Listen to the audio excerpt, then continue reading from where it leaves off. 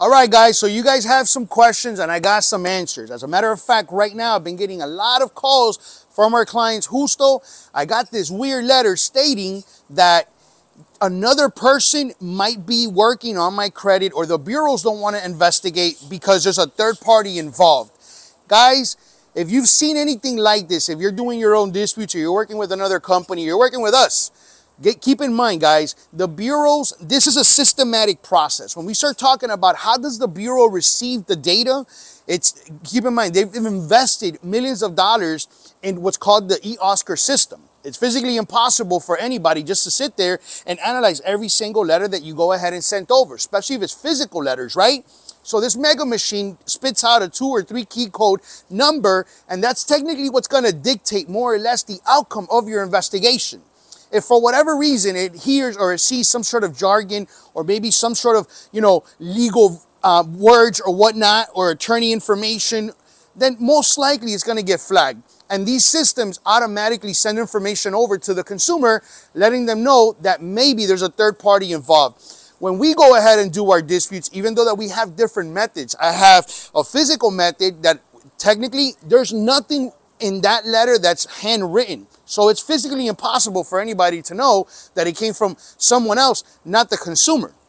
When we go ahead and do mail and return receipts, guess what? A physical person has to go out there and send that over. Nevertheless, there's no physical signature or anything like that. So it would be kind of difficult or impossible for anybody to think that it's somebody else besides the consumer. But what happens is the reason why they do these things is to buy themselves time. Why? Because under the Fair Credit Reporting Act, there's 30 business days that has to go through in order for them to fulfill their investigation. Guys, there's about 1.5 million disputes being done on a daily basis. So if they don't have enough time, guess what they're going to go ahead and send? They're going to send one of these stall letters, and they have anywhere from about 5 to about 7 of them that I've seen in different things, right? Some of them say, oh, go ahead and send over their driver's license, or maybe your social, or something along the lines. Guess what? To the average consumer, this is something that they're going to go ahead and call and address. If you initiate an additional investigation, you just bought themselves time. So for you guys out there checking this video out, guess what we're going to do? We're not going to reply. What you really should be looking for is the investigation results, which is basically the entirety of the investigation. This is the full report. It's going to come with a report number, depending on the agency, depending on the bureau.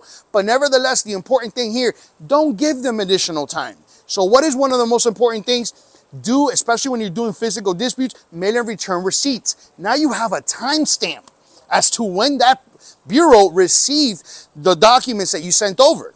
And that's the time that you have to start counting, because guess what? Each strategy is different, right?